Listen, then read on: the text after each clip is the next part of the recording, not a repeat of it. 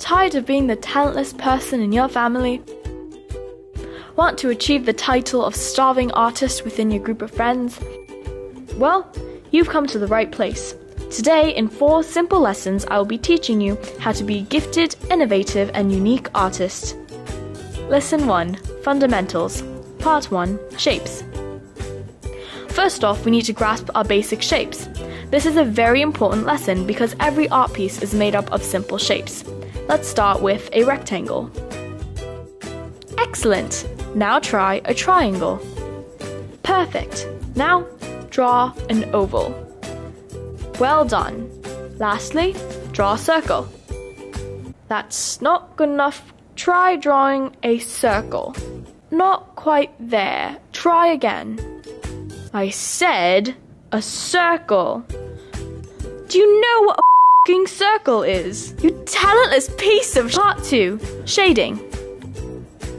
Now that we've properly established how to draw shapes, the next thing is to learn how to shade properly. Let's start by changing our 2-dimensional shapes into 3-dimensional ones. Let's start with the rectangle. Alright, now identify the source of light. Let's say it's coming from the top left corner. That's not what I meant, you incompetent twat! The 3-dimensional object is a multifaceted piece where light reflects the faces at different rates of light and dark. Demonstrate this by shading the faces of the rectangle accordingly. How can you not understand, you moronic waste of oxygen and space? Okay, so the light is coming from the upper left corner. So what you've got to do is imagine a gradient on each face of the rectangle. Shade the side where the light doesn't reach. No! Lesson 2. The signature. The signature is an element of every art piece that is often overlooked. This marks an art piece as your own and prevents anyone else from stealing your work. This also lets you collect money if anyone does steal ideas from your artwork. If anybody steals a bit of your artwork for their own, sue their ass. What we need to achieve the perfect signature is to find the perfect balance between illegible and legible. You're an artist. You don't want to conform to such things as legibility. You're a free spirit and you're going to show that by coming up with a creative and abstract signature. However, someone else could have the exact same signature as you, and we wouldn't want that. So, what we're going to do is to get that happy medium. First off, write your name. Now, let's shorten that. Actually, let's make that longer. Do you have a middle name? Okay, now swap all the vowels for the next vowel in alphabetical order. Great, now just scribble over it. Now that is a good signature. Lesson 3. Application. Now that you've mastered the basic concepts and shapes, for the sake of time we're going to get an actual artist to demonstrate this next part. You keep practicing. Now, we're going to teach you how to draw a self-portrait. What you've got to do right now is print out a picture of yourself. Okay, never mind. Realize your printer's out of ink or something. Forget that. Just look at the picture on the monitor. Compare the proportions, or something like that. Never mind. Hold a piece of paper up against the monitor and just trace. I'm telling you, this is something every artist does. Trust me.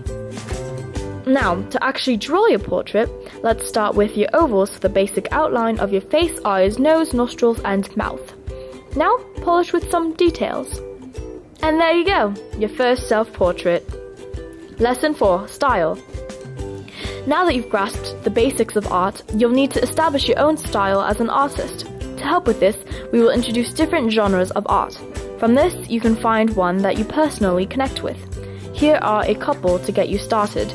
Abstract, abstract expressionism, analytical cubism, analytical realism, art brut, art deco, baroque, cartographic art, classicism, concretism, constructivism, contemporary realism, cubism, cubo-expressionism, dadaism, early renaissance, expressionism, feminist art, gothic, graffiti, hard edge painting, High Renaissance, Hypermannerism, Hyperrealism, Impressionism, Indian space painting, Levitism, Lyrical, Mannerism, Minimalism, Naturalism, Neo-Baroque, Neo-Dada, Neo-Expressionism, Orientalism, Photorealism, Pointillism, Pop Art, Post-Impressionism, Post-Minimalism, Primitivism, Purism, Rayonism, Realism, Renaissance, Rococo, Romanticism, Social Realism, Socialist Realism, Spatialism, Spectralism, Street Art, Suprematism, Surrealism, Symbolism, Synthetic Cubism, Syntheticism, Tenebrism, Tonalism, Toyism, Transautomatism, Cubism, Verism, Veritaserum, Artism, More Artism, Stuckism, I don't remember ism, and various other isms.